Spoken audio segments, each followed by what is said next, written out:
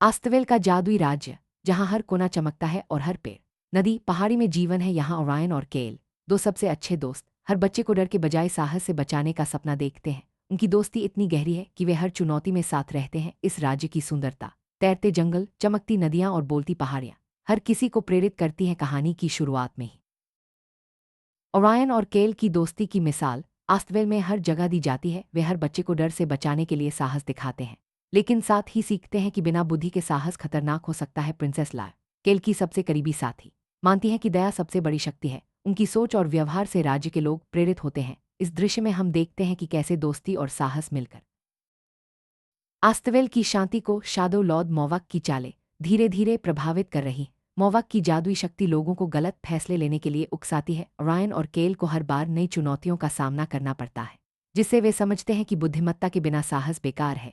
इस दृश्य में मोवाक की रहस्यमयी उपस्थिति और उसकी चालाकी को उजागर किया गया है। हर चुनौती ओरायन और केल को यह सिखाती है कि साहस के साथ बुद्धि जरूरी है। वे कई बार मुश्किलों में फंसते हैं, लेकिन प्रिंसेस लायर की सलाह और अपनी दोस्ती से बाहर निकलते हैं। इस दृश्य में दिखाया गया है कि कैसे दोस्ती और ईमानदारी से असंभव को संभव बनाया जा सकता है। ओरायन और केल की यात्रा में उन्हें कई जादुई जीवों से मुलाकात होती है। ये जीव उन्हें नई सीख देते हैं और उनकी सोच को मजबूत करते हैं। तैरते जंगलों में उड़ते ड्रैगन, चमकती नदियों में बोलती मछलियां और पहाड़ियों पर गाते पक्षी, सब उनकी यात्रा को रोमांचक बनाते हैं। आस्तवेल के गांवों में जादू बसा है। ओरायन और केल हर गांव में अलग अलग लोगों से मिलते हैं, उनकी समस्याएं सुनते हैं और समाधान खोजते हैं। गांव के लोग उनकी मदद से खुश होते हैं और उनकी दोस्ती की मिसाल देते हैं। इस दृश्य में गांवों की विविधता और उनकी जादुई संस्कृति को दिखाया गया है। कई बार ओरायन और केल को प्राचीन रक्षकों का सामना करना पड़ता है। ये रक्षक उन्हें पुराने ज्ञान और अनुभव से मार्गदर्शन देते हैं। उनकी सलाह से दोनों दोस्त अपने फैसलों में और समझदारी लाते हैं। इस दृश्य में प्राचीन रक्षकों की भूमिका और उनके ज्ञान की महत्ता को दिखाया गया है। हर दिन ओरायन और केल को नई खोजें और रोमांच मिलते हैं। वे जादुई जंगलों में छुपे रहस्यों को खोजते हैं, नदियों के पार नई दुनिया देखते हैं और पहाड़ियों पर अनोखे जीवों से मिलते हैं। उनकी यात्रा में हर अनुभव उन्हें मजबूत बनाता है। ओरायन और केल की यात्रा में उन्हें कई अनोखे लोगों और जीवों से बातचीत का मौका मिलता है। हर बातचीत में वे कुछ नया सीखते हैं, जिससे उनकी सोच और चरित्र मजबूत होता है। प्रिंसेस लायर की दया और बुद्धि भी उनकी मदद करती है। शाडो लॉर्ड मोवाक की चालें लगातार आस्तवेल के लोगों को प्रभावित करती हैं। कई बार अच्छे लोग उसकी बातों में आकर गलत फैसले ले लेते हैं। ओरायन और केल को हर बार अपनी बुद्धि और दोस्ती से इन चालों का सामना करना पड़ता है।